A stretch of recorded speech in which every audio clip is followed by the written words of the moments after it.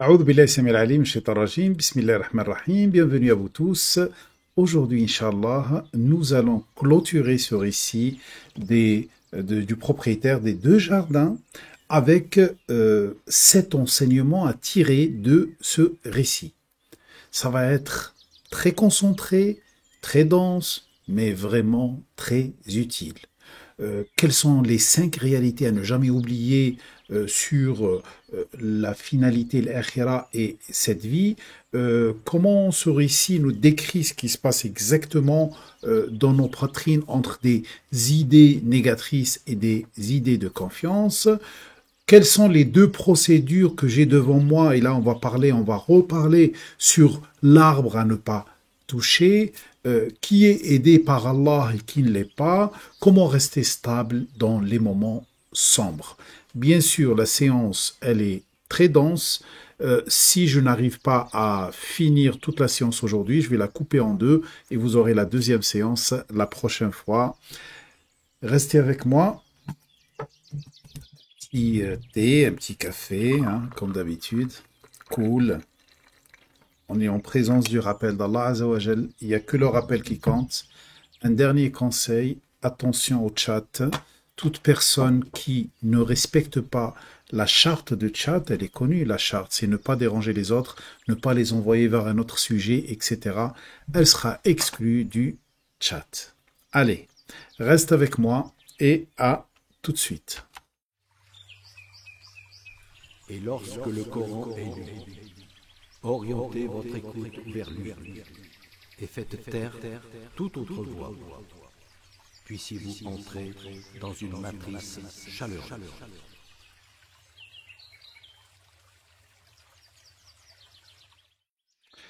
أعوذ بالله السميع العليم من الشيطان الرجيم بسم الله الرحمن الرحيم بسم الله رب العالمين بسم الله العزيز الحميد بسم الله العزيز العليم بسم الله العزيز الحكيم. Normalement, les signes qui viennent après le récit de celui qui a les deux jardins, c'est le signe numéro 45 et 46 qui parle de cette vie terrestre. D'ailleurs, c'était le sujet d'aujourd'hui. Déploie-leur, déploie ce modèle de cette vie ici-bas qui ressemble à une eau qui descend du ciel, après se mélange avec tout ce qui sort de la terre et après elle devient quelque chose qui n'a aucun poids, etc. En tout cas, ces versets, on les laisse pour une autre fois. La semaine prochaine, la semaine d'après, selon si on finit aujourd'hui ou non. Aujourd'hui, nous allons voir les enseignements de ce récit. Ce récit, bien sûr, c'est un dialogue entre deux personnes, comme vous le savez, quelqu'un qui a beaucoup de biens et bien sûr qui parlait à quelqu'un d'autre. Mais quels sont les enseignements de ce récit? J'en ai repéré 7 et je vais les partager avec vous. Et commençons avec l'aide d'Allah Azzawajal. Ce récit est aussi une discussion interne entre deux idées.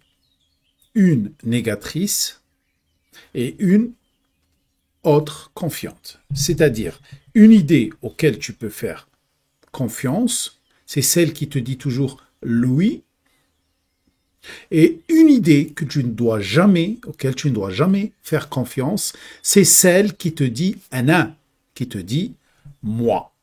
D'accord? La chose qu'il faut garder en tête, une mauvaise idée égale enfer, une bonne idée égale paradis. Bon, qu'est-ce qui m'a permis de vous dire que ce récit parle aussi des idées que Allah les décrit comme Rajulayn, c'est-à-dire deux initiateurs de projets. Il y a beaucoup de signes que je vais vous décrire tout à l'heure, mais commençons déjà à analyser ce récit comme si c'était deux idées qui discutent à l'intérieur de ta poitrine. Tu vois, quand tu discutes avec toi-même et tu dis ah oui, je vais voler. Ouais, c'est mieux. Je vais tricher. Là, je vais gagner. Je vais pas avoir de soucis. Et bien sûr, tu triches, tu voles et tu as des biens. Et tu te dis dans ta tête, heureusement que j'ai triché Et de toute façon, c'était tout à fait normal que je triche, c'était tout à fait normal que je vole. Et bien sûr, tous ces biens-là, c'est mon droit, c'est Dieu qui me les a donnés, c'est lui qui m'a permis d'avoir tout cela, et tout cela ne va jamais disparaître, etc. Et tu as ta conscience interne, une idée qui provient de ta conscience, qui te dit, non, tu aurais dû, dès le départ, ne pas tomber dans ce piège. Ou c'est une discussion entre deux idées, une idée qui s'appelle l'ego et l'autre idée qui est le messager de Dieu. Regardons ensemble. Nous avons quelqu'un, on dirait qui voit dans un miroir. Il se voit dans un miroir. C'est celui qui a les deux jardins, bien sûr. Très bien. Qu'est-ce qu'il voit? Il voit un paradis. Il voit un paradis.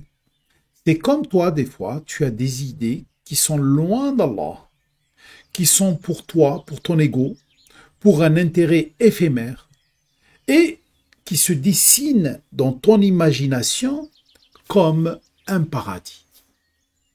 Heureusement qu'il y a une autre idée, un messager, quelqu'un qui te réveille et te renvoie la vraie image. La vraie image, plutôt, c'est un enfer, c'est un feu qui va te brûler. Toi, tu vois que cette idée qui est mauvaise, qui est rouge, elle est symbolisée ici par le rouge, qui dit moi, tu la vois peut-être, tu la vois verte, tu la vois une bonne idée. Et qui renforce cette conviction, c'est que tu vas voir qu'elle produit quelque chose. C'est quand quelqu'un, comme je vous ai dit tout à l'heure, qui a une idée qui lui dit vole, triche. Il hésite un petit peu et après il fait, et à la fin il dit heureusement que j'ai triché. Puisque ça lui a donné un paradis mais éphémère. Mais ce paradis, est-ce qu'il va durer? Non. C'est pour ça, l'autre idée aussi qui vient te parler à l'intérieur de toi, elle te dit, fais attention, ce que tu vois comme paradis, c'est finalement, la finalité, c'est un enfer.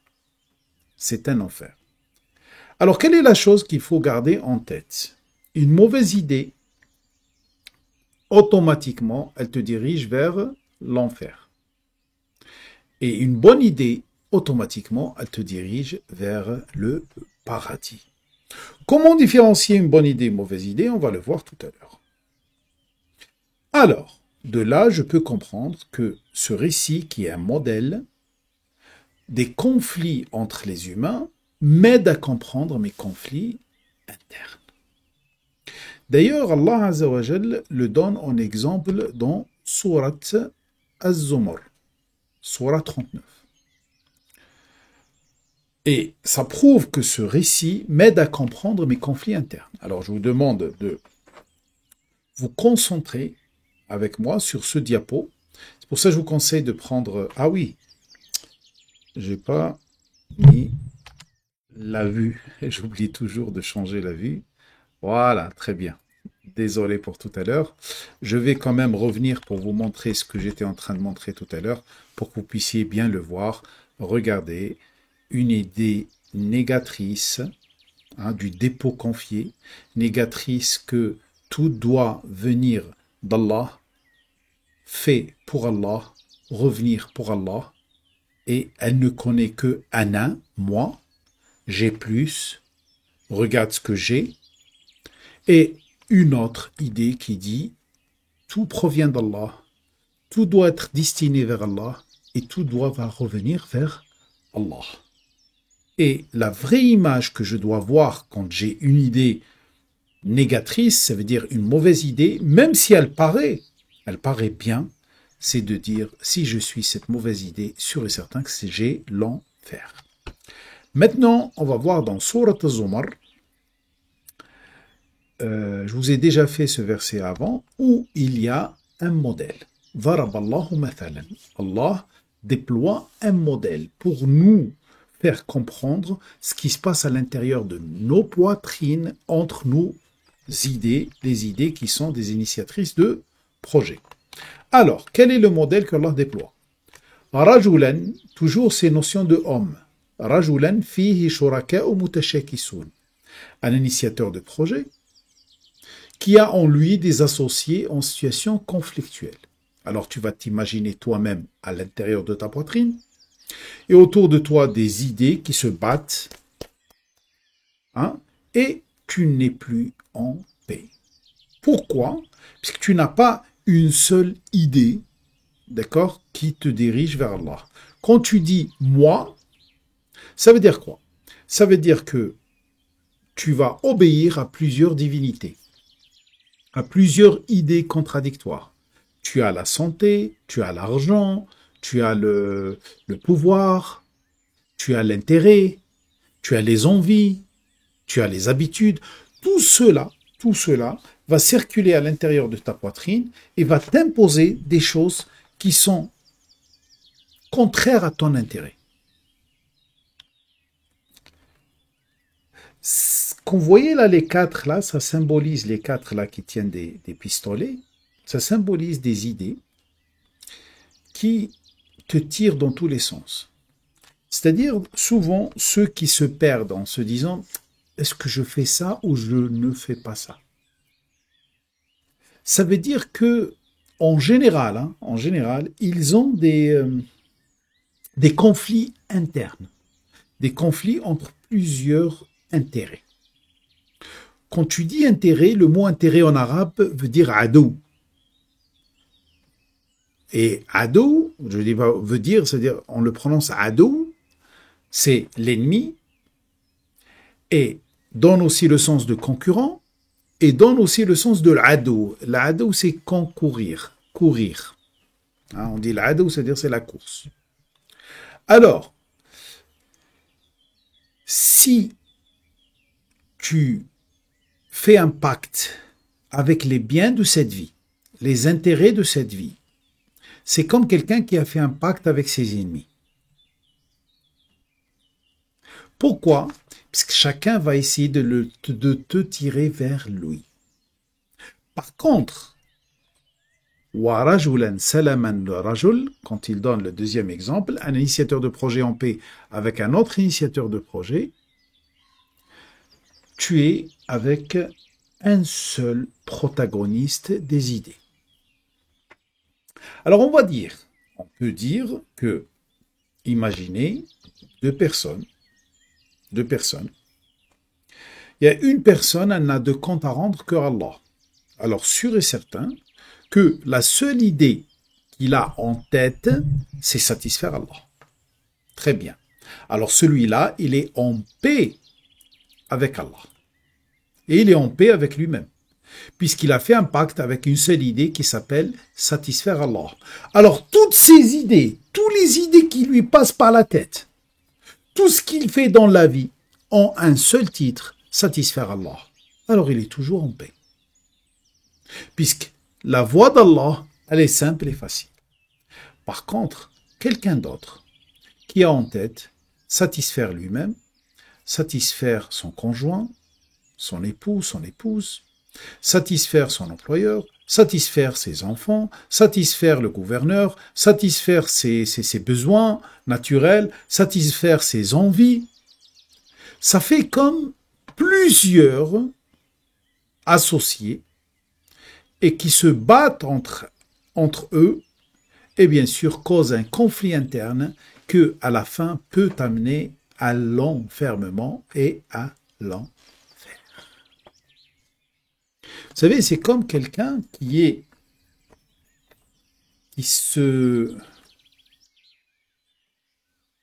s'abandonne complètement à Allah et lui dit Allah, j'accepte d'être ton esclave. Et bien sûr, puisqu'Allah, qu'est-ce qu'il fait quand quelqu'un lui dit j'accepte d'être ton abd, ton esclave, Allah va l'élever et le rendre comme un chef, un khalifa, un vicaire, un gérant. Il y a quelqu'un d'autre qui accepte d'être l'esclave du pouvoir, l'esclave du paraître, l'esclave des biens, l'esclave des gens, l'esclave des conjoints, l'esclave des amis, l'esclave des parents, l'esclave des frères et sœurs, l'esclave de la maman, etc.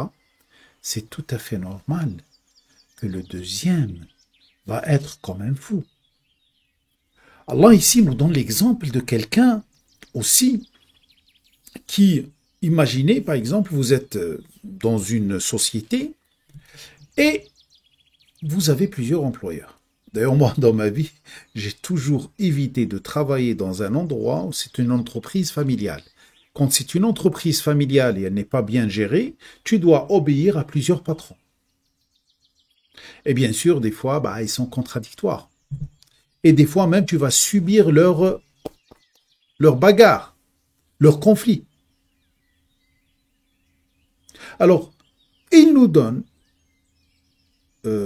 cet exemple dans Sourate Al-Nahl, Sourate des abeilles, 75. Il dit ضرب الله مثلا عبدا مملوكا. Allah donne l'exemple d'un abd, un employé mamlouk, c'est-à-dire qui possédait la possession de quelqu'un d'autre.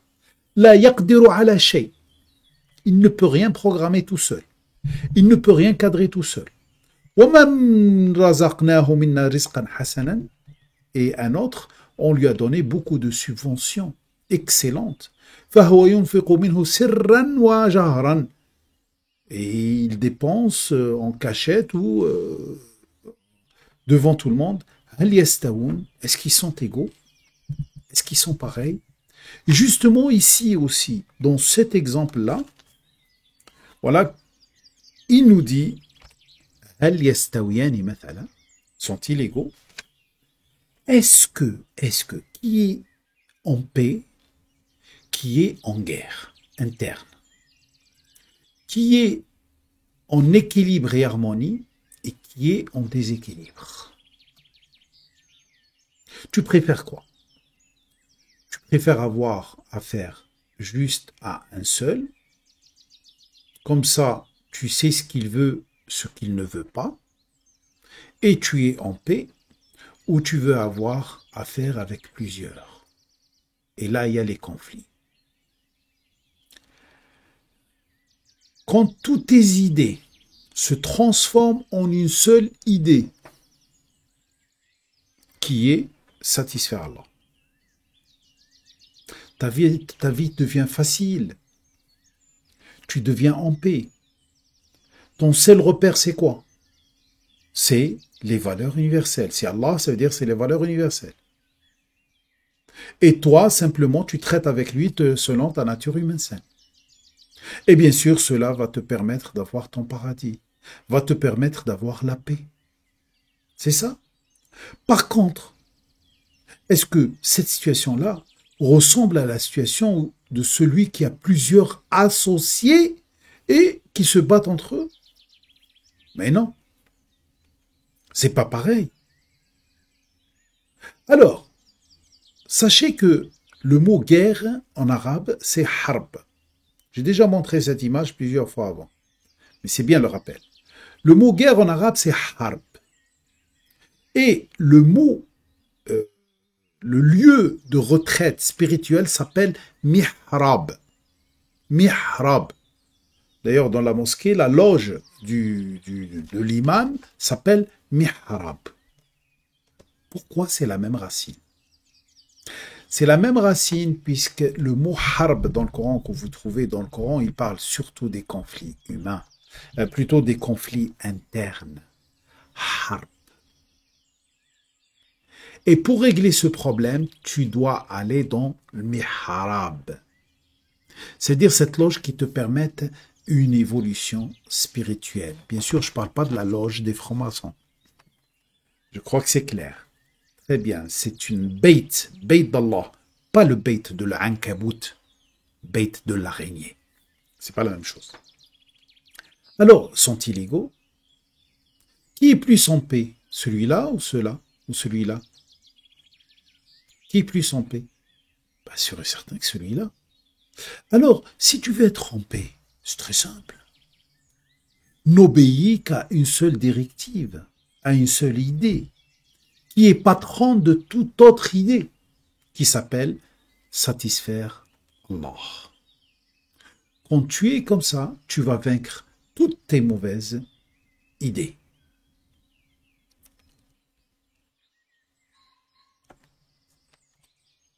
Pour guérir de cette situation, Alors, si tu es dans le cas où tu as beaucoup d'idées ici, beaucoup d'associés qui se battent entre eux, hein, tu es tiré par là par les parents, tiré par là par ton travail, tiré par là par le salaire, par l'argent, par le pouvoir, par être à l'aise, etc.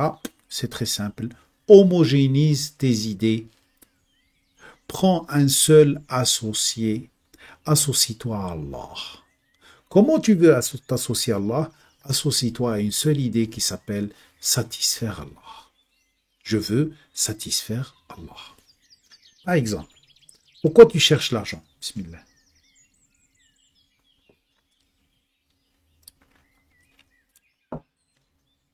Alors, il y en a certains qui vont dire, je cherche l'argent pour manger, se nourrir, nourrir mes enfants, les habiller, acheter une maison, pouvoir aller en vacances, etc., etc.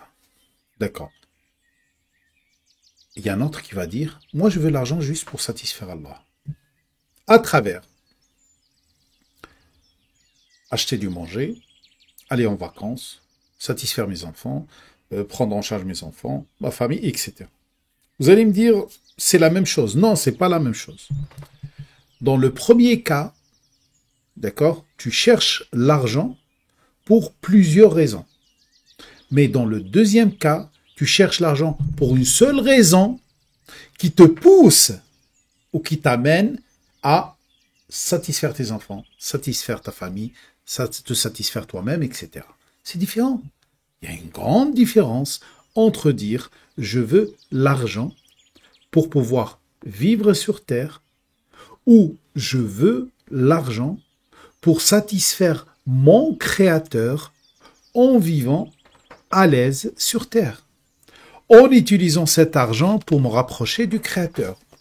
Si tu ne t'accroches pas à un point central et le point central dans ta vie devient satisfaire Allah, tu ne peux pas être en paix. Alors, la paix, c'est salam. On est d'accord. Et de là vient l'islam. Salam, ça veut dire être en situation de paix. De paix avec qui? De paix avec le Créateur. Et si tu veux être en paix avec le Créateur, sois en paix avec une seule idée qui s'appelle satisfaire le Créateur. Prends-la comme allié. Prends-la comme seul souci dans ta vie. Bien sûr, c'est pas facile tous les jours. Mais si tu commences déjà à t'entraîner, à le mettre dans ta tête tous les jours, petit à petit, ça devient une pensée continuelle. Et c'est comme ça que tu homogénéises et tu purifies ton cœur. Alors, comme je vous ai dit, le mot mihrab, c'est la loge qui se trouve dans la mosquée, etc., pour méditer, pour s'élever spirituellement. Comme par exemple Marie, elle était dans le mihrab, quand Zacharie est rentré dedans. Et le mot harb, c'est guerre. Alors, si tu veux vraiment être en paix, il faut que tu déclares une guerre contre toutes ces idées. Revenez vers Surat Muhammad, qui dit إِذَا لَقِيتُمُ الَّذِينَ كَفَرُوا فَضَرْبَ الرِّقَابِ, quand vous rencontrez ceux qui ont nié l'évident. Voilà. Darb al-Riqab, déployez-vous pour enlever leur pouvoir sur vous, leur contrôle.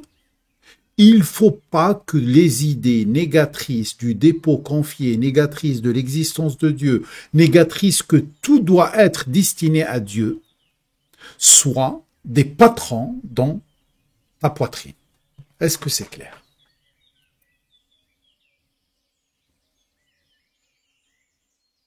Pour cela, c'est très simple.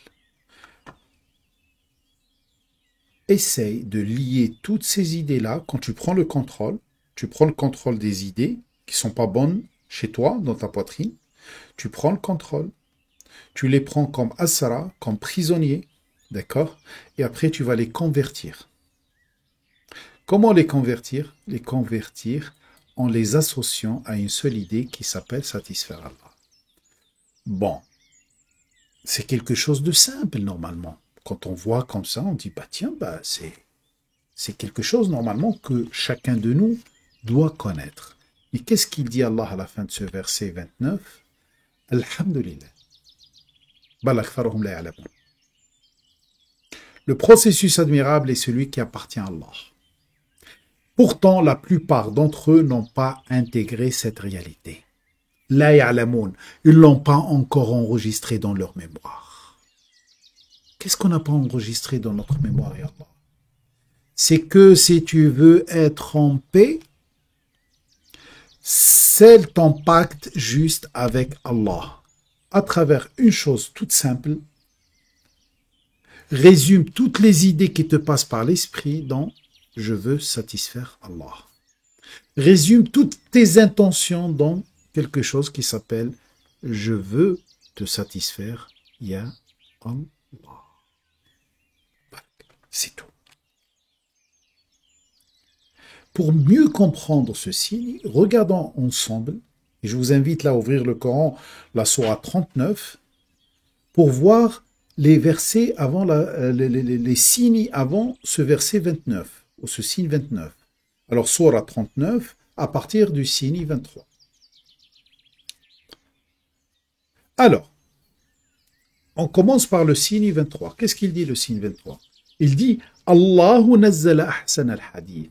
كتابا متشابها مثانية تقشعر منه جلود الذين يخشون ربهم ثم تلين جلودهم وقلوبهم إلى ذكر الله ذلك هدى الله يهدي به من يشاء ومن يضلل الله فما له من هاد. Allah, il a assuré l'installation de la plus excellente de l'actualisation de ce Coran.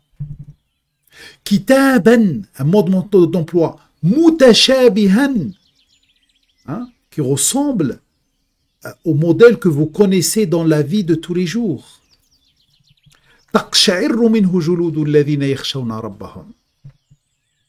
Ceux qui se réfugient vers le responsable de leur évolution par crainte, leur peau, ils ont la chair de poule. On dirait qu'ils rejettent souvent l'information au début. C'est-à-dire que, comme je le dis souvent, l'information qui est dans le Coran, elle est tellement simple, tellement, le dîn, il est tellement facile, simple, que des fois, on le rejette. Ou les nouvelles idées, quand on les reçoit, en général, on les rejette. C'est tout à fait normal. Alors, si vous êtes face à moi et vous entendez des nouvelles choses et vous les rejetez, au début, vous avez la chair de poule, c'est tout à fait normal.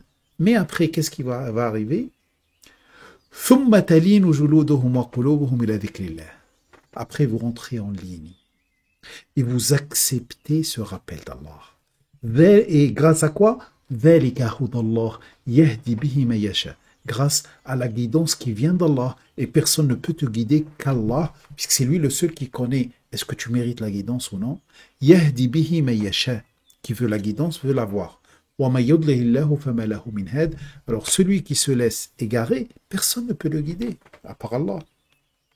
Après, dans le verset 24, le signe 24, il dit أَفَمَنْ يَتَّقِي بِوَجْهِهِ سُوءَ الْعَذَابِ أَفَمَنْ يَتَّقِي بِوَجْهِهِ سُوءَ الْعَذَابِ يَوْمَ الْقِيَامَةِ وَقِيلَ لِلظَّالِمِينَ ذُوقُوا مَا كُنْتُمْ تَكْسِبُونَ. Est-ce que vous imaginez celui qui se préserve en prenant une bonne direction pour éviter la correction le jour où il va se mettre debout devant le juge,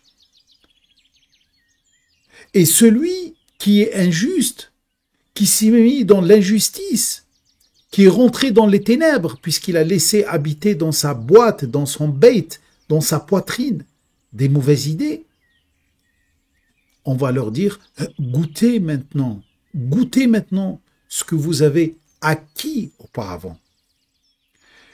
Le signe 25, il dit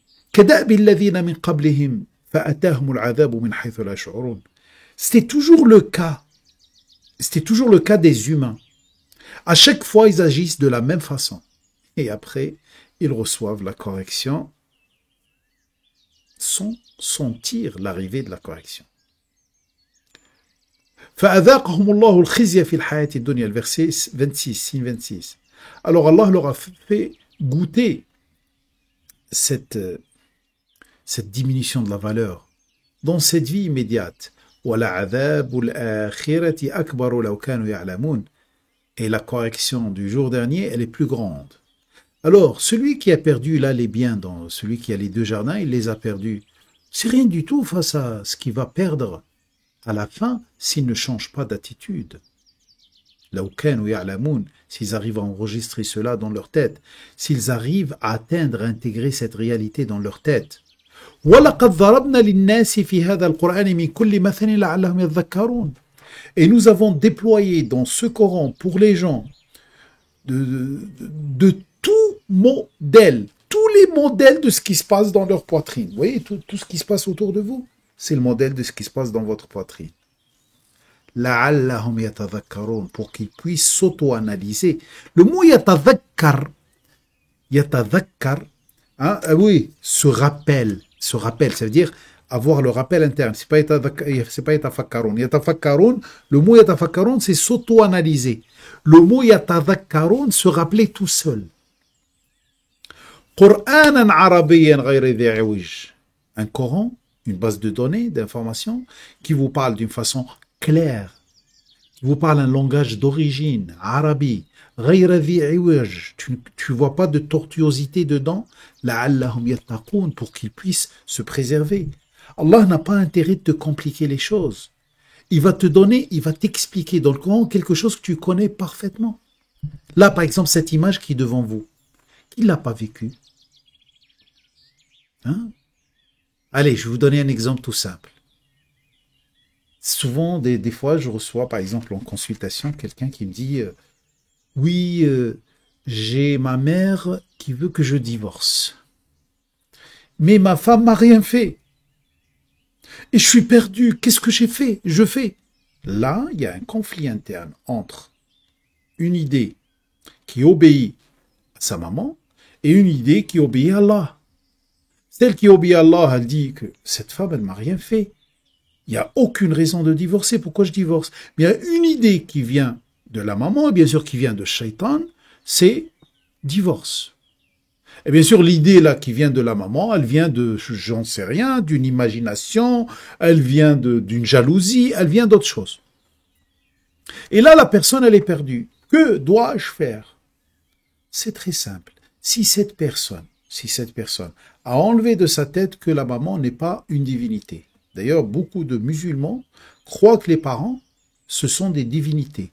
C'est-à-dire, tout ce qu'ils décident, je dois leur obéir. Et certains parents aussi essayent d'exercer ce pouvoir sur leurs enfants, un pouvoir justifié par la tradition, et ils les obligent à les écouter en leur disant « Si tu m'écoutes pas, tu verras que Dieu ne va jamais t'ouvrir les portes du paradis. » Alors, cette personne, elle est en conflit. Par contre, si elle ne cherche dans sa vie que satisfaire Allah, satisfaire le Créateur, elle va prendre sa maman, va lui dire « Maman, je suis capable de te donner ma vie pour te sauver. Par contre, jamais, jamais, jamais, je vais trahir le pacte que j'ai signé avec Dieu. Ce pacte, je l'ai signé le jour où j'ai épousé cette femme. Et le divorce, c'est le dernier recours quand on ne trouve pas une solution pour un problème interne au couple. Pas quelque chose qui te concerne, ya maman. Simplement, c'est tout. Et là, il est en paix. Alors, ce Coran, Qur'anan arabiyyan ghayri dhi awaj, et après, il nous donne ce verset. Daraballahu mathalan. Allah te donne un modèle. Et ce modèle, c'est le premier modèle qu'on doit comprendre. Le modèle de ce qui se passe dans notre poitrine, en plus des modèles de la création, l'arbre d'Adam qu'on va traiter tout à l'heure. Très bien. Alors, sache que si tu choisis cette procédure, qui est toute simple, hein, moi je ne cherche qu'à satisfaire que Allah, hein. Mon patron restera mon patron, mais pour moi, ce n'est pas le Dieu. Ok? Et cela, c'est avoir plusieurs patrons, et bien sûr qu'ils se disputent entre eux. Et je suis perdu. Alors cela va déterminer est-ce que je veux être en enfer ou au paradis. Justement, c'est au niveau de tes choix, entre tes idées, en premier lieu, entre les idées que tu vas choisir entre le paradis et l'enfer.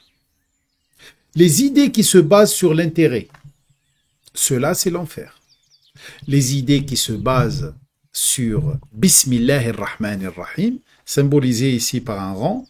Il y a quelqu'un qui m'a posé la question, c'est quoi ce rang? En croyant que c'était un... Non, c'est Bismillahirrahmanirrahim, c'est-à-dire que tout ce qui m'intéresse, c'est être sur les valeurs d'Allah au nom d'Allah. Toute idée qui se base sur Bismillahirrahmanirrahim, accompagnée des qualités d'Allah, le tout rayonnant d'amour, c'est une idée qui t'amène directement vers le paradis. Très bien. Puisque c'est une idée qui est destinée au paradis et qui va dépasser ce temps qu'on vit dans cette vie, c'est-à-dire elle va arriver jusqu'au jour dernier. On le verra dans les prochains versets qu'on va expliquer quand il dit une bonne idée, c'est ça qui reste. Tout le reste disparaît. Et tu as une mauvaise idée qui est un danger, et sois sûr, même si elle te fait passer par des chemins, ça finit toujours par l'enfer. Cette idée, elle est destinée directement à aller à l'enfer. Et bien sûr, elle va t'amener avec elle. Alors, ne suis pas une mauvaise idée, suis une bonne idée. Malheureusement, comme si dans le cas de celui qui a les deux jardins, beaucoup de gens sont induits en erreur au début de l'application de la mauvaise idée. Tu appliques la mauvaise idée, tout va bien, c'est la belle vie, il n'y a rien qui se passe. Et après, il y a le retournement de situation, comme dans le cas de celui qui a eu les deux jardins. Alors, sachez que le choix entre ces deux idées, une idée qui provient de Bismillahirrahmanirrahim, qui se base sur les valeurs divines, et une idée qui se base sur l'intérêt, ce choix-là, quand tu choisis entre les deux, sache que tu es en train de choisir entre le paradis et l'enfer. Ça va t'aider à éviter la mauvaise idée dès le départ. Et c'est ça le mot taqin, traduit par ceux qui se préservent. Alors on doit se préserver de quoi en premier lieu? On doit se préserver des mauvaises idées. Très bien. Alors le choix entre ces deux idées, à chaque fois que tu veux choisir entre deux idées, comme ça le shaitan ne t'induit pas en erreur, sache que tu es en train de choisir entre l'enfer ou le paradis. Très bien. Maintenant, le quatrième enseignement. Le quatrième enseignement concerne l'immédiat et la finalité. Ça veut dire quoi l'immédiat? L'immédiat, c'est tout ce qui se passe maintenant. Ça veut dire la chose la plus proche. Le mot dunya, traduit par la vie terrestre, dunya, c'est tout ce qui est proche, ou tout ce qui t'amène vers ce qui est proche.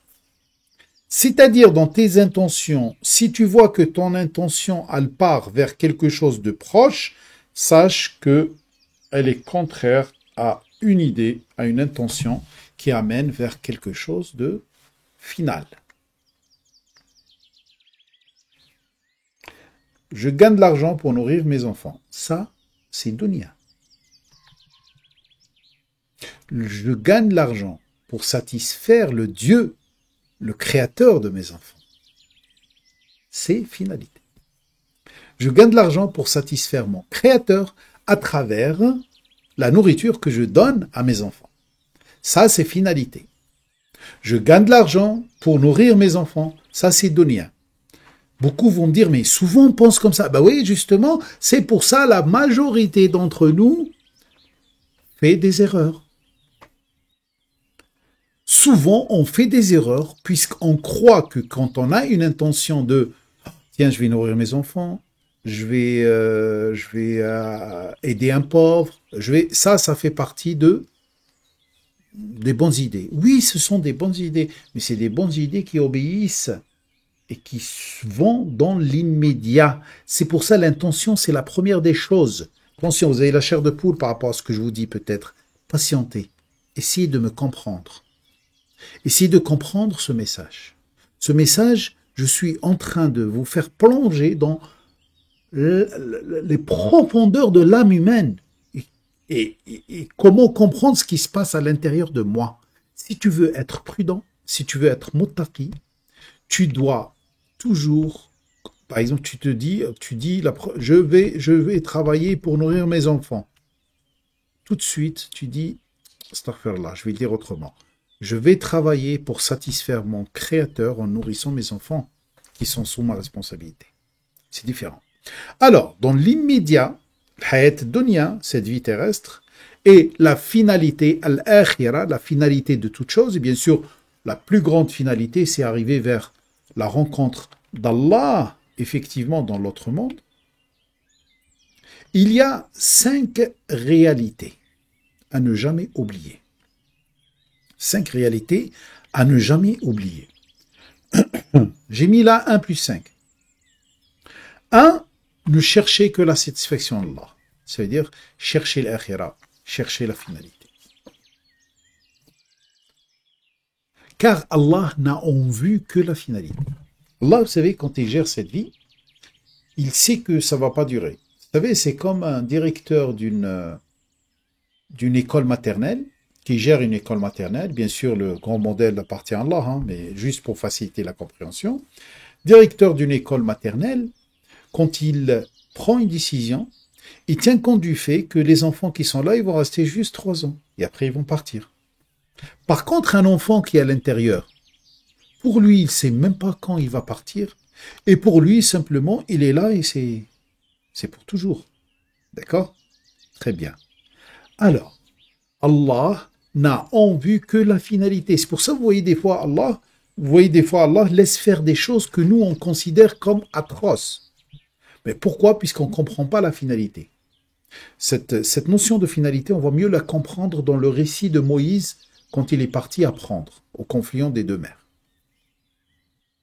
Alors, la première des choses que je ne dois jamais oublier, que je suis sur terre pour la satisfaction d'Allah, alors je vais chercher la finalité. La finalité, c'est sa rencontre. Sa rencontre à travers 2 choses. Ou je le rencontre dans cette vie proche en rencontrant ses qualités, ça veut dire le retour sur investissement dans ses qualités, ou le rencontrer après ma mort. Voilà les seules intentions que j'ai. La rencontre d'Allah. فمن كان يرجو لقاء ربه فليعمل عملا صالحا ولا يشرك بعبادة ربه أحدا. Le signe 110 de Sourate Al-Kahf.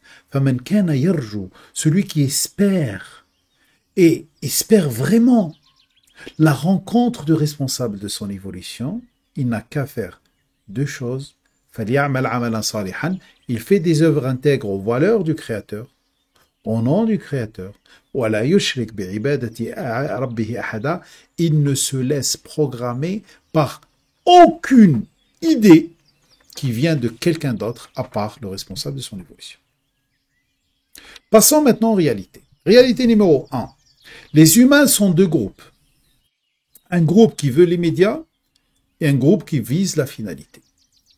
منكم من يريد الدنيا ومنكم من يريد الآخرة. Parmi vous, certains visent l'immédiat et d'autres visent la finalité. Quand tu traites avec les humains, sache que avant que tu traites un projet, au niveau d'un projet, au niveau d'un mariage, discussion ou autre, sache que face à toi, tu as un des 2. Ou quelqu'un qui veut l'immédiat, ou quelqu'un qui vise la finalité. Alors ne traite qu'avec ceux qui visent la finalité. Ça, c'est la première réalité.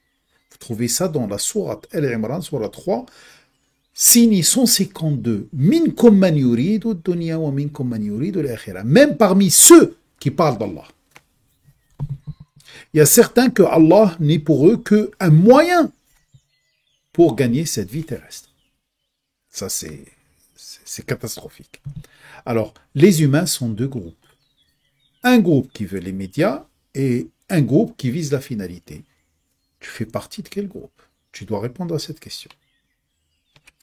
Sache que Allah veut la finalité. Tant que Allah veut la finalité, il sera avec quel groupe?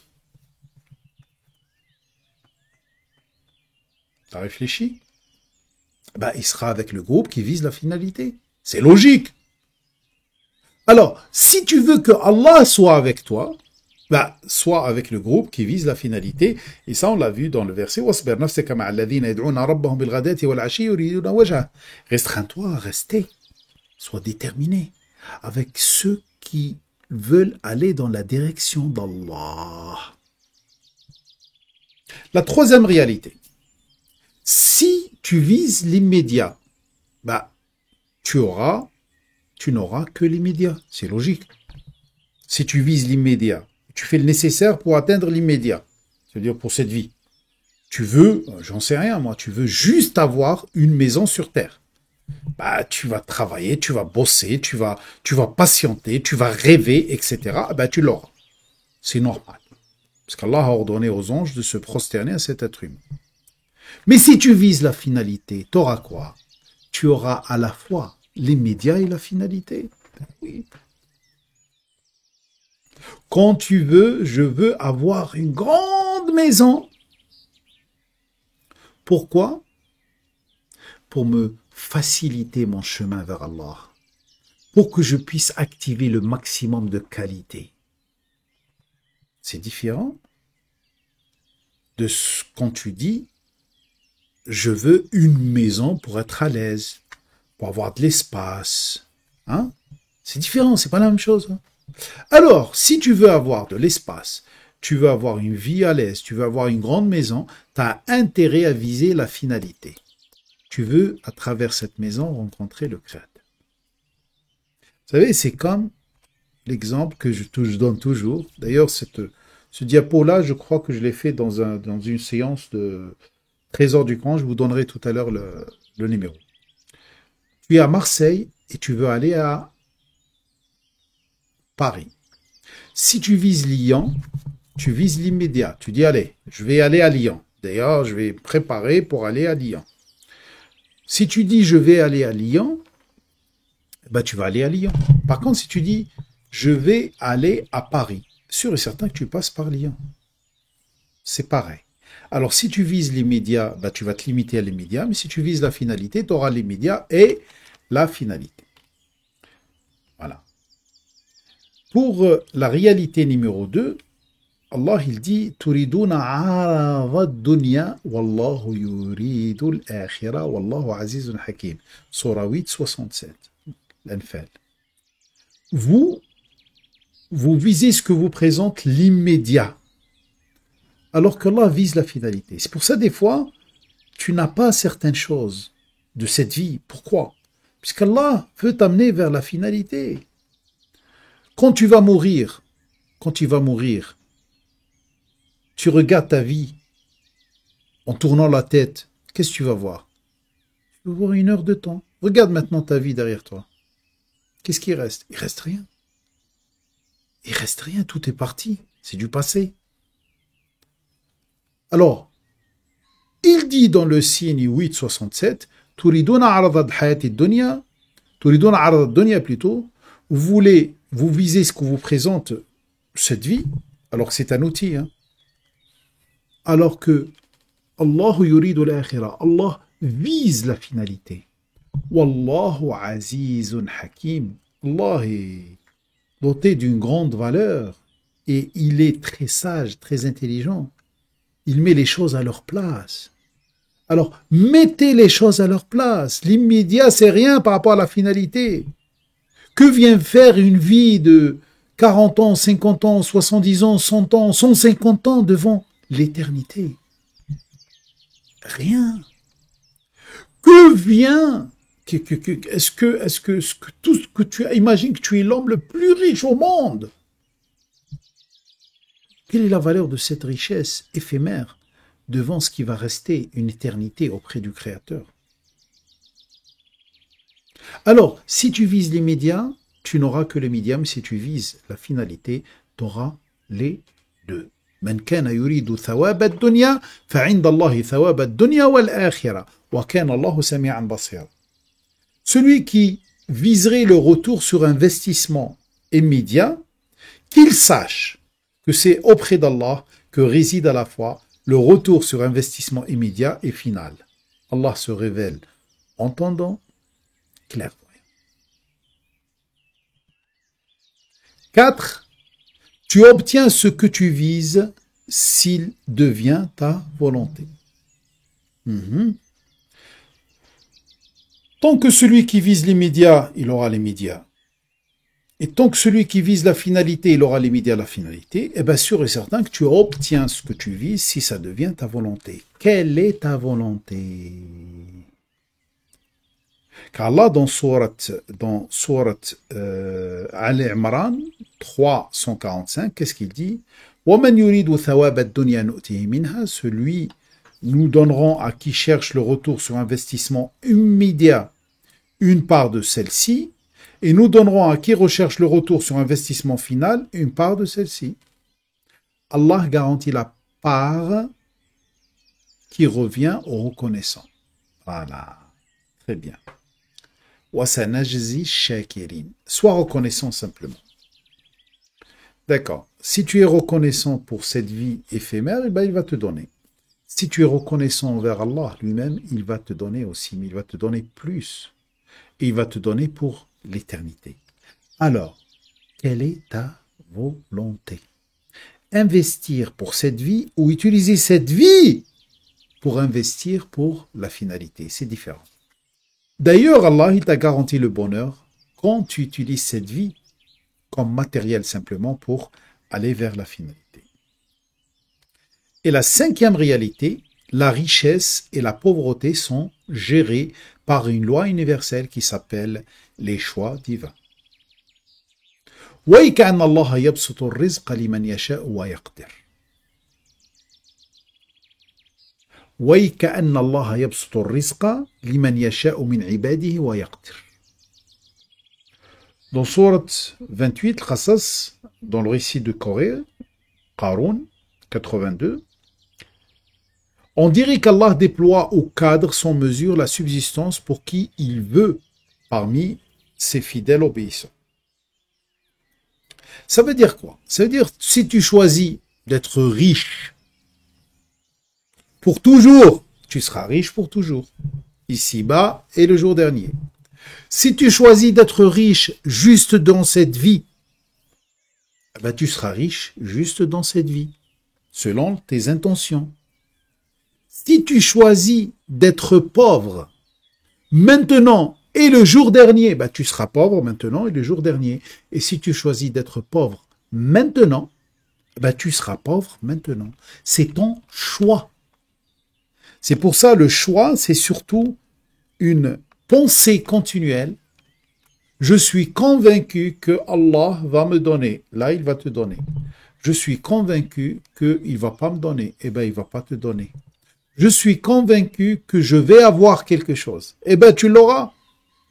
Même si tu ne le penses pas pour Allah. Hein. Et je suis convaincu que je ne l'aurai pas. Eh bien, tu ne l'auras pas. Ça se passe comme ça. Ça, c'est une loi universelle que j'ai déjà expliquée. D'ailleurs, j'explique beaucoup dans mes formations. Très bien. Voilà les réalités qu'il ne faut jamais oublier quand tu es dans le cas de ce monsieur-là qui a les 2 jardins ou dans n'importe quelle situation.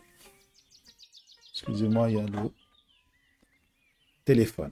Alors, je continue. La 5e réalité, ou la cinquième enseignement. Il concerne l'arbre. L'arbre, comme je vous ai déjà dit avant dans le Coran, l'arbre, c'est une procédure.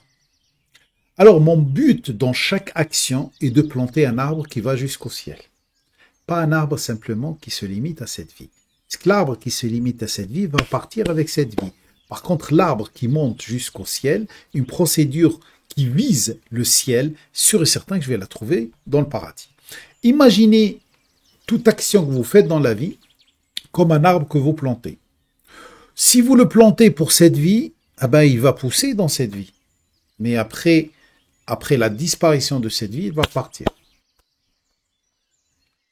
Par contre, si une action destinée pour l'akhira, pour la finalité, une action que vous plantez, un projet que vous créez, et votre but c'est satisfaire le Créateur, vous allez le trouver plus tard dans votre paradis, mais vous allez le trouver multiplié par milliards, par 10 milliards, par l'illimité. C'est ça, c'est tout simple.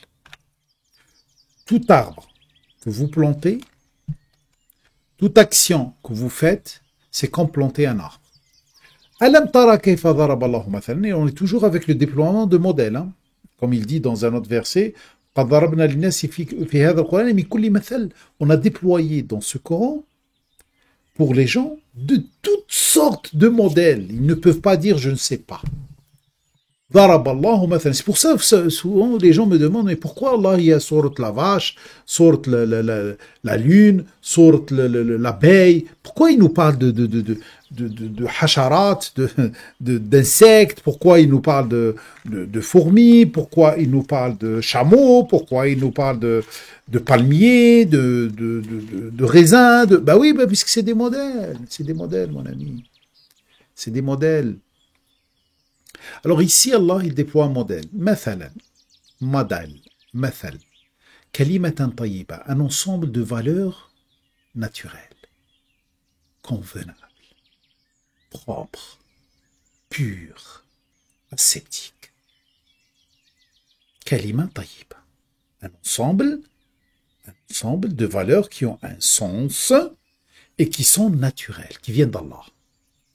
Kashajaratin tayyiba, comme un arbre, naturellement poussé, naturellement servi par le ciel et naturellement, il donne naturellement des fruits. Tayyiba, convenable, propre, pur. Asluha thabit, la base de cet arbre, elle est enracinée, elle est stable. Wa far'uha fi sama, les ramures sont dans le ciel. Pourquoi? Parce qu'elle est en train de travailler pour toi. Imagine que l'action dont l'intention est destinée vers Allah, c'est comme un arbre que tu as planté et qui s'élève, il est en train de produire des produits pour toi dans le ciel. Et c'est ça aussi le baqiyat as-salihat. C'est ça ce qui va rester. Tu'ti uklaha kulla hinin bi'idni rabbiha. Elle produit son manger, sa nourriture, tout ce que tu peux consommer, kulla hin, chaque instant, c'est-à-dire maintenant et plus tard. Bi'idni rabbiha, avec la permission du responsable de son évolution. Wa yadribu Allahu al-amthal an-nasi la'allahum yatadhakkarun. Allah déploie ces modèles pour que tu puisses te rappeler tout seul. Qu'est-ce que tu veux? Tu veux planter un arbre qui produit des fruits juste ici-bas, ou un arbre qui produit des fruits le jour dernier. Ici, il parle du mot tayyib. Tayyib. Le mot tayyib veut dire convenable, propre, pur, sceptique, surtout naturel. Tayyib, c'est comme tieb. Tieb, vous savez, c'est préparer le manger. C'est quelque chose que Dieu t'a préparé. C'est pas un humain qui t'a préparé pour toi.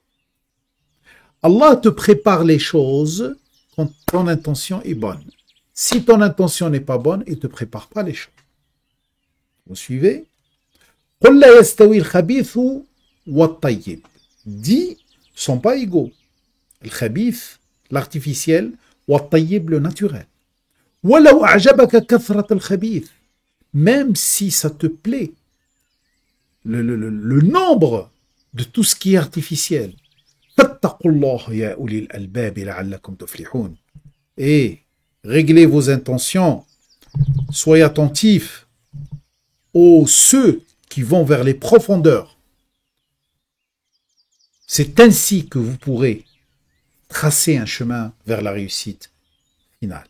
لَعَلَّكُمْ تُفْلِحُونَ. C'est un modèle. Alors, il y a l'autre face. مَثَلُ كَلِمَةٍ خَبِيثَةٍ كَشَجَرَةٍ خَبِيثَةٍ. Et le modèle d'un ensemble de valeurs qui sont artificielles, terrestres, qui sont destinées juste pour cette vie, كَشَجَرَةٍ خَبِيثَةٍ, comme un arbre qui est artificiel, qui va disparaître. C'est du plastique. C'est comme tu achètes un vrai arbre et un arbre artificiel en plastique. C'est qui va te donner des fruits? اجتثت من فوق الأرض, arrachée de la terre. ما لها من قرار, sans assise stable. Voilà.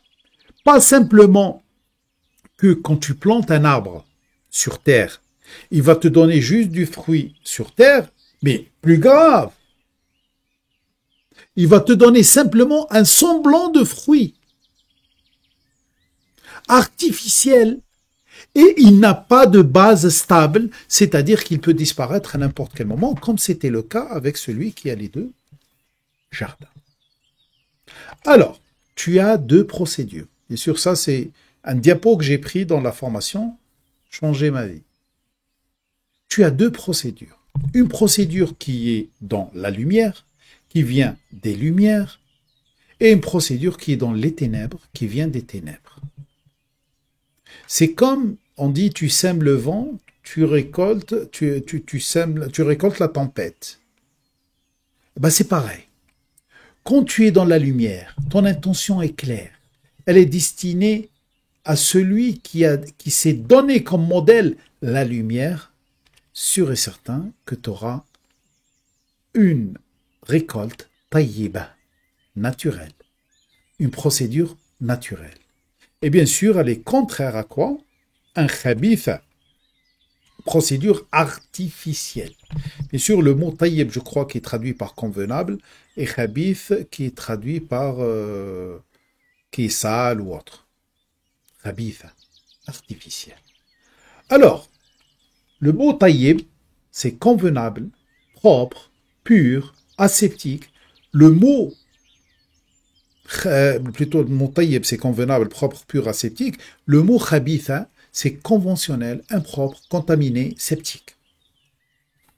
Eh oui.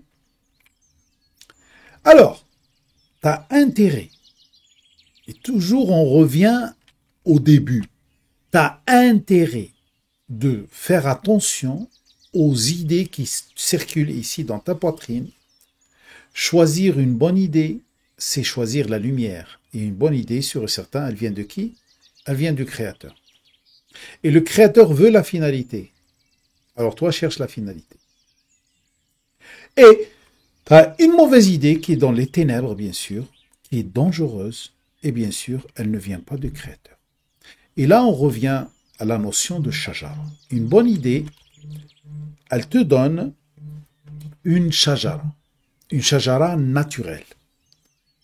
Elle te donne une shajara naturelle, et cette shajara naturelle, ça veut dire que c'est une procédure naturelle.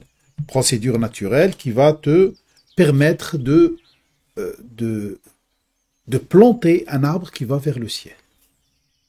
Ça, c'est naturel. Vous savez, quand Allah il dit à Adam, ne touche pas à cet arbre.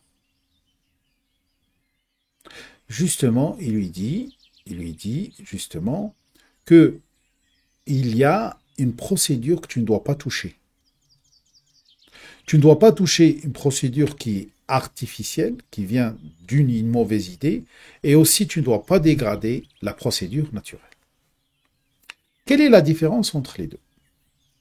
La différence entre les deux, elle est toute simple. Il y a une idée qui vient de Rahim, celui qui entoure toute chose de chaleur et de protection, et il y a une idée qui vient de Rajim, c'est celui qui déstabilise toute chose. Rajim, bien sûr, c'est Shaitan, c'est-à-dire protagoniste du déséquilibre. Regardez entre les deux, la seule différence, c'est un point qui est là. Ça, c'est Ha, ça, c'est Jim. Le Jim et le Ha en arabe, la seule différence, c'est un point. Alors, fais attention. Toute procédure qui vient de Rahim, Bismillahirrahmanirrahim, qui se base sur les valeurs, c'est celle-là qui va te laisser dans la lumière. C'est celle-là la gagnante. C'est celle-là qui va produire des fruits pour toi. Un retour extraordinaire de Rahma. C'est ça qui va te faire rentrer dans une matrice chaleureuse.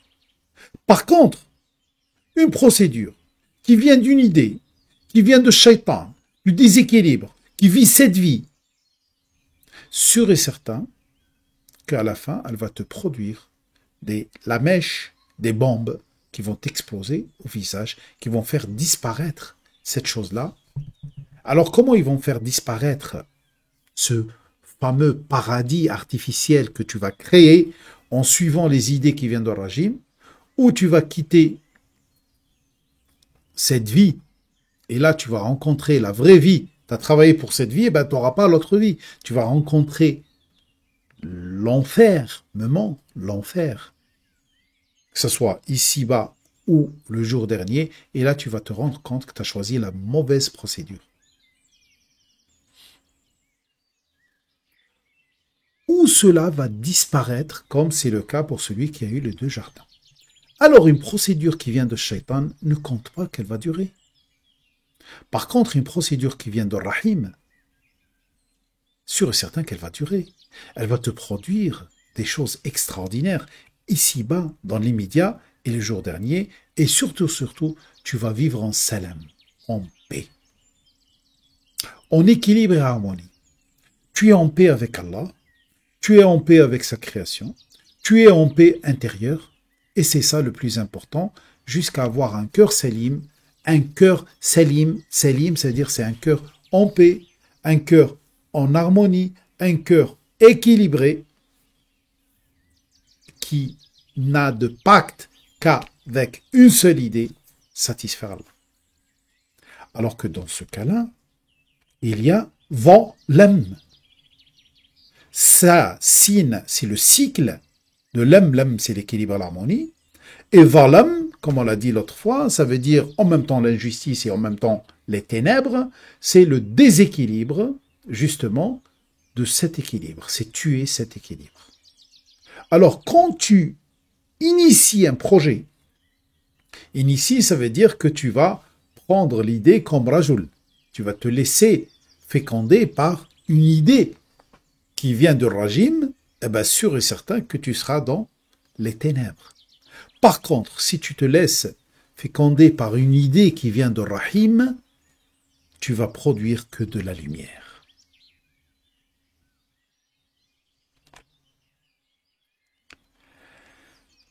Ici, tu vas en train de construire Jannah. Jannah, c'est-à-dire paradis. Comme on l'a expliqué l'autre fois. Ici sur terre et le jour dernier. Par contre, ici, tu es en train de produire ton feu, ton enfermement, ton enfer. La qualité d'Allah Ar-Rahman Ar-Rahim, c'est celle qui doit être à l'origine de toute action que tu fais dans ta vie. Cette qualité, c'est comme l'eau qui nourrit cet arbre et qui le fait faire pousser toutes sortes ou donner toutes sortes de fruits. Alors, qu'est-ce qui nourrit cet arbre, cet faux arbre artificiel qui te donne le sentiment que tu as un paradis? C'est le Sam. Ici, c'est Ism Allah, Bismillah. C'est-à-dire avec la qualité d'Allah. Ici, c'est le Sam. Le Sam, c'est le venin de Shaitan. Summu Shaitan. C'est une étincelle. Vous savez, j'explique aux enfants, je leur dis, écoute, chaque fois que tu choisis une mauvaise idée, c'est comme tu as laissé habiter dans ta poitrine un petit étincelle. Et cette étincelle, il va grandir. Cette étincelle va grandir, et elle va devenir un feu. Quelles sont les caractéristiques de tout projet qui appartient à Allah, qui va vers Allah? C'est le ja'al, c'est la transformation logique, naturelle. Tout ce qui est naturel, il est ici. Par contre, tout ce qui n'est pas naturel, il est ici. Et on l'appelle ijl. Dans ta procédure, la procédure naturelle, il ne faut pas qu'elle obéisse au ajala. L'ajala, c'est la précipitation. Et elle est appelée dans le Coran dans la symbolique du ijl, du veau d'or. L'accélération. On veut tout accélérer. On veut chauffer rapidement le manger. On veut aller plus rapidement. On veut que l'information se circule plus rapidement. On va faire pousser les aliments plus rapidement sans respecter la nature. Sans respecter tout ce qui est taillé, tout ce qui est naturel.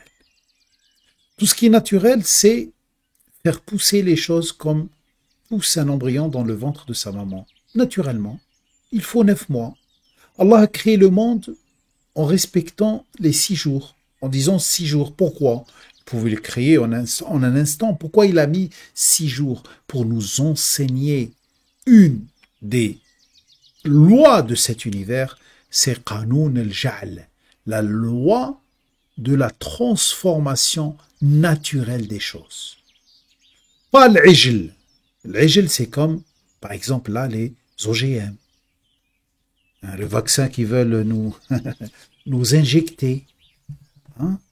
Ils veulent atteindre, ils veulent toucher, changer tout ce qui est génétique. Et là, ils sont en train d'agir sur les racines. Et quand on agit sur la racine, ça veut dire on touche tout l'arbre plutôt. Je dis toute puisqu'en arabe, shajara, c'est féminin. C'est comme les OGM. Alors, voyez la différence entre une bonne procédure et une mauvaise procédure. Et vous pouvez à travers cela comprendre le récit d'Adam. Voilà. Et comprendre comment initier un projet. D'ailleurs, ça fait partie de les cours pour les adolescents, pour les fitiens du premier trimestre. Puisque je veux renforcer chez eux cet amour, surtout cette compréhension de quelle procédure ils doivent choisir dans leur vie. Sachez que personne n'est aidé que dans ce cas-là. Ça veut dire, si tu suis une procédure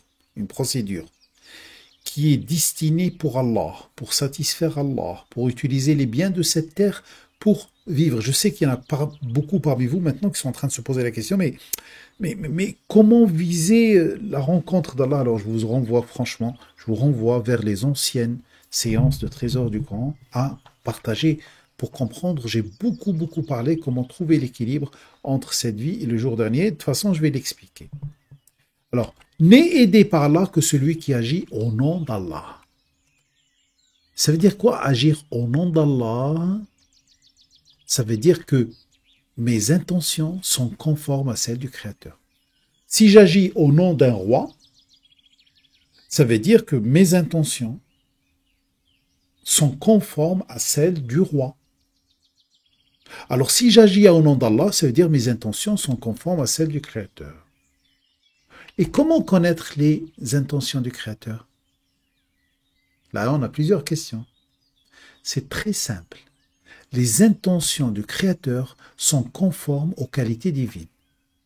Tant que ton intention, c'est juste appliquer une qualité, développer une qualité, sûr et certain que ton intention correspond à l'intention divine. Et tu vas trouver Allah à côté de toi. Le problème, comment connaître les qualités de mon Créateur? Tu n'as pas besoin d'efforts pour le savoir. Les qualités divines, appelées dans le Coran l'Asma, sont enregistrées dans ma conscience saine originelle, dans le livre écrit et le livre ouvert. Et c'est ça ce qu'on appelle les valeurs universelles. J'enseigne aux enfants les cours. Les enfants, plus ils sont en bas âge, plus ils connaissent les qualités plus que les autres. Et ils découvrent les qualités facilement. Des fois, ils ont du mal à mettre des mots sur les qualités, mais ils les découvrent facilement. De toute façon, ils ont un petit panneau, vous savez, rouge, avec l'ampoule là, que vous avez vu, rouge, et un panneau vert. Et à chaque fois que je leur montre une action, je leur montre un petit film, etc., où je leur dis, alors, que pensez-vous de cette idée? Automatiquement, ils lèvent le vert et le rouge, ils ne se trompent jamais. Sauf une fois, l'autre fois, je leur ai montré symbolique de 2 mains. Voilà, ça veut dire l'aide. Je leur ai dit, est-ce que ça, c'est une bonne idée ou non? Il y en a certains qui ont levé, bien sûr, le vert, c'est une bonne idée. Et il y en a 2 qui m'ont dit, ça dépend. Pourquoi ça dépend? C'est parmi les plus jeunes. Hein. Ils m'ont dit, ça dépend. Si tu aides quelqu'un pour faire du mal, c'est pas une bonne idée. Et là, j'aurais dit, vous avez raison. Alors, ces choses-là, on les connaît naturellement. Alors, tu n'as pas de questions à te poser. Et c'est ça Bismillahirrahmanirrahim, c'est toute procédure dans ma vie. Toute procédure dans ma vie ne doit donc obéir aux exigences de ces valeurs qui sont en moi. Si je fais ça, ça veut dire que je respecte Bismillahirrahmanirrahim. Et bien sûr, personne ne peut le faire d'une façon parfaite. Jésus est descendu, Jésus était créé justement pour nous montrer que cet être humain, quand il applique Bismillahirrahmanirrahim dans sa vie tout le temps, c'est un ensemble, lui-même il devient un ensemble de valeurs qui ont un sens. C'est pour ça Jésus il s'appelle Kalimatullah. Kalima, le mot, ça veut dire un ensemble de lettres qui ont une valeur, qui ont un sens. Ah ben, Kalimatullah, c'est un ensemble de valeurs qui ont un sens et qui sont dictées directement par Allah à Jésus. Jésus n'a pas de père, ça veut dire qu'il n'a pas patrimoine génétique du papa. Et sa maman, elle est rentrée dans le mihrab, c'est-à-dire qu'elle est rentrée dans une évolution spirituelle qui lui a permis d'être homogénéisée, taharna. Et elle était élevée au-dessus de tous les dépendants de la terre, traduit, élevée au-dessus des femmes de la terre. Bismillahirrahmanirrahim. Alors, tu n'es aidé que quand tu appliques Bismillahirrahmanirrahim. Tu appliques Bismillahirrahmanirrahim quand tes intentions sont conformes à celles du Créateur. Comment tu sais que tes intentions sont celles du Créateur? Sache que les intentions du Créateur sont conformes aux qualités divines. Comment connaître les qualités divines? Elles sont enregistrées en toi, tu les connais naturellement. Un dîne tout simple. Je vous conseille d'aller voir les trésors du Coran numéro 6, le verset en or du Coran. Bismillahirrahmanirrahim et la réussite des projets. 2 conseils d'or pour appliquer Bismillahirrahmanirrahim. Écoutez-moi bien, c'est quelque chose de très très important. 1. Je ne dois jamais sacrifier mes valeurs au nom de mes intérêts. Vous savez, il y a quelque chose qui, chez les savants ou les faux savants ou certains imams, etc., dans la religion musulmane, certains qui te disent « Al-dharura tubihul mahdhura », ça veut dire si tu es obligé, bah, tu peux sacrifier les valeurs. Non, mon ami. Ne sacrifie une valeur qu'une valeur plus grande qu'elle. C'est différent. C'est-à-dire, il te dit, oui, tu as trop peur, alors tu peux mentir. Non, mon ami. Non, non, non, non, non. Tu veux préserver la valeur de la vie. D'accord? Alors là, tu peux tuer la valeur de la conformité. C'est différent. Alors je ne dois jamais sacrifier mes valeurs au nom de mes intérêts. Les valeurs sont là-haut. Il y a le bonheur durable, qui est symbolisé par le paradis, et bien sûr, c'est quand je dis lui, et il y a le bonheur éphémère quand je dis moi. C'est-à-dire qu'on cherche mes intérêts. Quand tu cherches les valeurs, tu es en train de chercher le bonheur durable auprès de lui. Quand tu es en train de chercher tes intérêts, tu es en train de chercher le bonheur éphémère avec le mot « moi ». Car après un petit moment, regardez ce qui arrive au bonheur éphémère. Le bonheur éphémère n'est pas durable, alors que le bonheur d'Allah Azza wa Jal, il est durable. Même si tu as le sentiment sur terre qu'il passe par 4 saisons, et c'est tout à fait normal, puisqu'on est sur terre. Des fois, c'est l'hiver, des fois, c'est le printemps, des fois, c'est tout à fait normal. Puisque des fois, tu appliques les valeurs, tu vas sentir un bonheur à l'intérieur de toi, mais tu n'as pas de résultat dans la vie de tous les jours. Ça, c'est tout à fait normal. Tu l'auras plus tard. Par contre, le bonheur éphémère, au début, il est splendide, il est bien, il est juteux, mais ça ne dure pas, mon ami. On le verra dans les prochains versets, Inch'Allah. 2. Je n'oublie jamais que c'est Allah qui donne la qualité et le résultat de la qualité. Bismillah. Attention, ce que je dis, il est très important. Ça, c'est des ordonnances. Kitab. C'est un mode d'emploi. Ok, très bien. Alors, notez-le, apprenez-le par cœur. Je n'oublie jamais que c'est Allah qui donne. Qu'est-ce qu'il donne, Allah? Il te donne la qualité qui te permet de faire la chose. Par exemple, il te donne l'intelligence qui te permet d'étudier. Il te donne la force qui te permet de bouger. Très bien. Et c'est lui qui donne le résultat de la qualité. C'est-à-dire, le résultat de ton intelligence, c'est un bon salaire, un bon business. Qui t'a donné ce business, qui t'a donné ce salaire? Eh bien, c'est Allah aussi.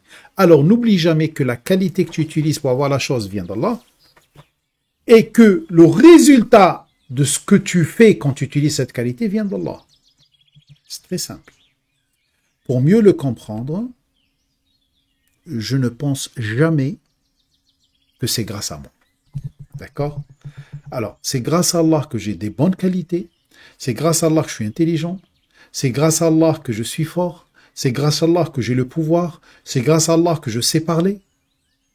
Et c'est grâce à Allah que j'ai le résultat de mon intelligence, de ma faculté de parler, de ma force. Alors je ne pense jamais et je ne dis jamais c'est grâce à moi. Ça, c'est la première des choses. 2. Je ne suis qu'un délégué sur la qualité, le résultat de la qualité. C'est-à-dire, je sais que c'est Allah qui a donné. Et moi alors, je suis propriétaire? Non, je ne suis pas propriétaire. Je ne suis qu'un délégué. La qualité que j'ai, il me l'a déléguée. Et il peut me l'enlever. Si aujourd'hui je suis intelligent, demain je peux être pas intelligent. Si aujourd'hui je suis fort, demain je peux être pas fort. Si aujourd'hui j'ai des fruits, demain j'aurai pas de fruits. Et souvenez-vous du récit de celui qui a les 2 jardins. Ça, c'est les enseignements de celui qui a les 2 jardins. Alors, il ne faut jamais dire moi. Ou c'est moi le propriétaire. Il ne faut jamais dire c'est grâce à moi ou c'est moi le propriétaire. Et, troisièmement, j'utilise la qualité, le résultat de la qualité. C'est-à-dire que si je ne les utilise pas, Dieu me donne la qualité de l'intelligence et je ne fais rien avec cette qualité. Dieu me donne la qualité de la force, je ne fais rien avec cette qualité. Non, ça c'est du shirk. C'est le contraire de shukr. C'est pas de la reconnaissance. Ça. Et aussi, il me donne des fruits et je les utilise pas. Je les laisse de côté. Non. Et il faut que je les utilise. Il faut que je les fais rentrer. Je les investis. Il faut les investir dans un processus de développement durable et c'est sa zakat. Le contraire, je les réserve pour moi. Je les réserve pour moi. Non. Moi, je peux partir, eux, ils peuvent partir. Alors, quand j'ai quelque chose, je le réintègre, je le réinvestis et de toute façon, après, ça va me donner encore des résultats, etc., etc. Et c'est ça, rester musulman. Rester en paix. Je suis en paix avec Allah. Je reste en paix avec ma conscience. Je ne touche pas à l'arbre des valeurs.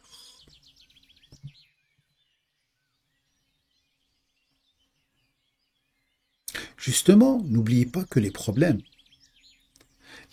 sont des épreuves, sont des expériences, sont des tests pour vérifier est-ce que je considère que la qualité, elle est donnée par Allah ou c'est à moi? Ce que je pense à l'intérieur de moi. Souvent, Allah nous expose à des tests, nous expose à des expériences pour justement découvrir comment je pense. Comment je pense. Alors, comment rester dans la bonne procédure? Il y a 3 choses. Toutes simples. 1. N'utilisez que les applications approuvées par le système central. C'est-à-dire, c'est comme un ordinateur. Considérez-vous que vous êtes un ordinateur et vous voulez rester dans la bonne procédure, c'est-à-dire que cet ordinateur ne rame pas, il fonctionne correctement, il peut gérer toutes les applications, etc. Ben, c'est très simple. Je n'utilise que les applications approuvées par le système central, c'est-à-dire par le système d'exploitation. Alors, je n'utilise les applications que les applications approuvées par Allah. Ça veut dire quoi? Ça veut dire que l'intention, elle est approuvée par Allah, et l'intention approuvée par Allah, elle est dans Bismillah ar-Rahman ar-Rahim. Et qu'est-ce que Bismillah ar-Rahman ar-Rahim? C'est tout ce qui se base sur les valeurs divines, et ça, c'est certifié.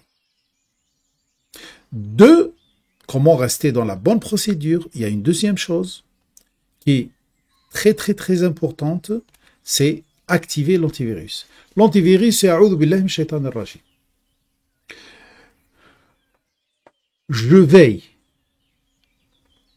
à une chose très importante, que cette boîte, ce bait,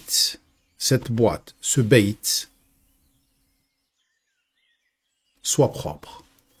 Je ne laisse habiter dans ma boîte, dans ma poitrine, dans mon bait, que les bonnes idées. Toutes mes mauvaises idées, elles ne doivent pas passer la nuit. Bait, t'habites. Tbet, ça veut dire qu'elle reste ici. Les mauvaises idées peuvent vous traverser, mais ils n'habitent pas dedans. Si tu vois qu'il y a une mauvaise idée qui habite ici, ça veut dire que tu es infecté, que tu as un virus. Et il faut le nettoyer. D'accord? Comment le nettoyer? C'est tout simple aussi. Demander une restauration système à chaque fois que je touche l'arbre. Ça veut dire à chaque fois que je sens que j'ai une mauvaise idée qui me mobilise dans un projet, dans ma vie, etc. C'est très simple. Astaghfirullah, c'est Allah al-Ghafour, celui qui restaure toute chose, celui qui fasse les conséquences des erreurs, c'est lui qui va me garantir ce nettoyage. Il suffit que je sois sincère. Vous voyez, c'est tout simple. Sûr. Après, ça prend toute une vie pour régler cela. Mais déjà, comprendre ça, comprendre les priorités. Vous savez, ceux qui ont changé notre religion, c'est pour ça des fois vous me trouvez virulents contre eux, ils nous ont éloignés de l'essentiel. Pour eux, l'essentiel c'est quoi? Cache tes cheveux, lave-toi, comment faire les ablutions. J'ai vu la dernière fois une vidéo d'un type, d'un imam, qui était carrément dans la douche, qui te montre comment tu te laves. Je dis pas que c'est pas important, mais c'est pas l'essentiel. C'est différent. Et des fois, on a du mal à les critiquer. Pourquoi? Puisque souvent, ils disent des choses qui sont vraies. Mais c'est bien la propreté du corps, bien sûr. Mais est-ce qu'elle passe avant cet enseignement-là? Non, c'est impossible. Bien sûr, sans parler des virus qu'ils intègrent dedans.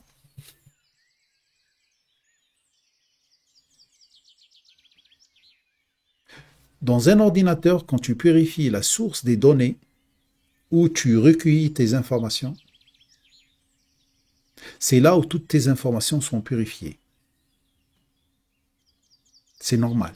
Regarde où tu pioches tes informations. C'est pour ça que le Coran nous garantit justement cette immunité. Et le meilleur antivirus, c'est le Coran. La meilleure base de données, c'est le Coran. La meilleure source de rappel, c'est le Coran. La meilleure source pour se purifier, c'est le Coran. Quand tu arrives au stade où tu as ni certitude, fausse certitude bien sûr, ni désir qui se base sur l'intérêt, là on peut dire que tu es homogénéisé et là tu passes dans une autre étape. Les bonnes procédures dans les moments sombres. Alors là, je ne vais pas le faire aujourd'hui puisque ça suffit. L'autre fois, j'ai remarqué que beaucoup d'entre vous n'ont pas pu rester les 2 heures. Alors, les bonnes procédures dans les moments sombres, on va le faire, Inch'Allah, la semaine prochaine. Il y a plein de choses à dire. Et on va les faire à travers une sourate. C'est sourate 92, la nuit. Quand tu es dans les moments sombres, quand tu es dans la nuit, qu'est-ce que tu dois faire? Qu'est-ce que tu dois comprendre? Et là, vous allez voir que cette sourate nous explique aussi le récit de celui qui a eu les 2 jardins. Bien sûr, tout cela, je l'ai préparé. Et regardez, je vous laisse voir. Après, vous revenez, vous mettez pause, c'est tout. Voilà, l'essai de traduction, etc. Pour que vous puissiez, Inch'Allah, bien l'étudier en attendant la semaine prochaine. Qu'est-ce qu'on dit à la fin? On dit Alhamdulillahi Rabbil Alamin, que j'ai pu transmettre ce message qui ne m'appartient pas Et si j'ai dit une bêtise, ça ne peut venir que de moi. Si j'ai dit une chose vraie, ça ne peut venir que du Créateur. Et je lui demande de me préserver, Inch'Allah, de l'erreur. La semaine prochaine, on va continuer par que faire dans les moments sombres. D'accord? Ça, c'est parmi les enseignements aussi de ce récit de celui qui a les deux jardins, puisque bon, après, il a regretté. Alors, sûr et certain que parmi nous, il y en a beaucoup qui regrettent des fois des choses qu'ils ont fait, et ils rentrent dans la nuit. Ils rentrent dans des moments sombres de leur vie. Des moments sombres où il y a un manque de ressources, il y a un manque de santé, etc. Comment faire pour sortir de ces moments-là? C'est une séance, c'est pour ça que je vous ai dit, c'est pas la peine que je commence maintenant, sinon je vais prendre encore une autre heure. Alors on laisse pour la semaine prochaine, et si on aura le temps, on va traiter le signe 45-46 de Sourate La Caverne. Qu'est-ce que je peux vous dire? Oui, je remercie toutes les personnes qui sont inscrites à notre liste de diffusion. Bien sûr, cette liste, elle est close maintenant. Et bien sûr, bientôt, ils vont recevoir un mail d'invitation pour des séances privées réservées à eux, pour les questions-réponses sur Trésor du Coran à partager. Voilà, on a laissé la liste 2 semaines. Ça y est, on a maintenant à peu près 198 personnes qui sont inscrites. Je suis désolé pour les autres, mais bon, je l'ai fait le rappel plusieurs fois. Je vous ai dit, inscrivez-vous à la liste de rappel. Pour ceux qui sont inscrits, je leur annonce la bonne nouvelle que je vais organiser bientôt, et Inch'Allah, si Allah le veut, régulièrement, des séances de questions-réponses, en intimité entre nous, en direct, bien sûr, pour répondre aux questions qui concernent, bien sûr, les séances Trésor du Coran à partager. Qu'est-ce que je peux vous dire à la fin aussi? Je peux vous dire juste une seule chose. Alhamdulillahi Rabbil Alamin. Je suis très admiratif. Vous êtes aussi très admiratif devant Allah, le seul qui nous a donné la qualité et le résultat de la qualité. Walhamdulillahi Rabbil Alamin.